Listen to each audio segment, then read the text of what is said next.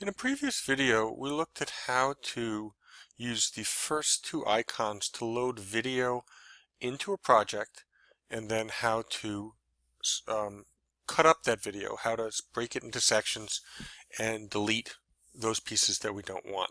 What we'd like to look at now is the camera icon.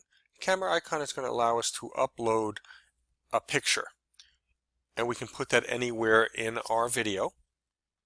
So let's take a look at that now. I'm going to click on the camera. It says add photos to project. And there's a couple of places. These are things that were previously uploaded, or I had previously uploaded into my space. But I'm going to go to upload photos now, and I'm going to select one from my downloads folder. There you go. And open it up. So this is now available to me in this area for this project. And if I want to use it, I simply click it and I drag it to the location that I want it. Again, once any item of this timeline is selected, I am getting the tools that apply to that item. So I want to click off it to get back. And I'm going to pause that, click off it to get back to my main toolbar. And here I'll just drop this guy in between all my clips. Now, as I do that, notice that in the corner it says 5 seconds. So let's play that and see what that's like. My flowers come into focus. We pause there for a second, and then it goes to a startled man. That seems to be an awful long time to look at that man. That's not really what I wanted to do. So I'm going to click on that, and I can drag it from the left, and I'll bring that down to 1.5 seconds. Okay, yep, 1.5 seconds. So we look at it again. The man pops on, and then he's off. You know what? That's still too much for me.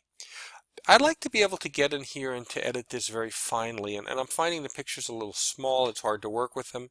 So something I can do, and this doesn't just apply to pictures, but to any part of the video, is if I grab the slider and move it, it's going to expand the video. You notice how when I start, I've got this much room between 5 and 6 seconds, but as I expand it, it just gets me bigger pieces to work with.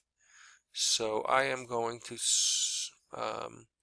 click on here and drag this back to, I'll make it 0.5 seconds.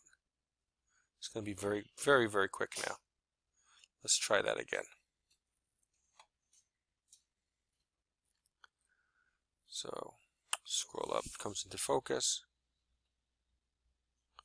So he pops in and he pops out very quickly.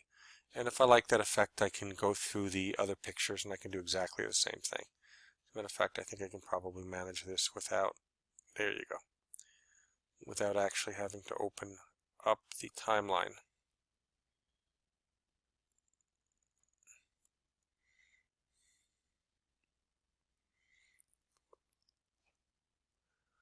Okay, and then my complete video looks like this at this point.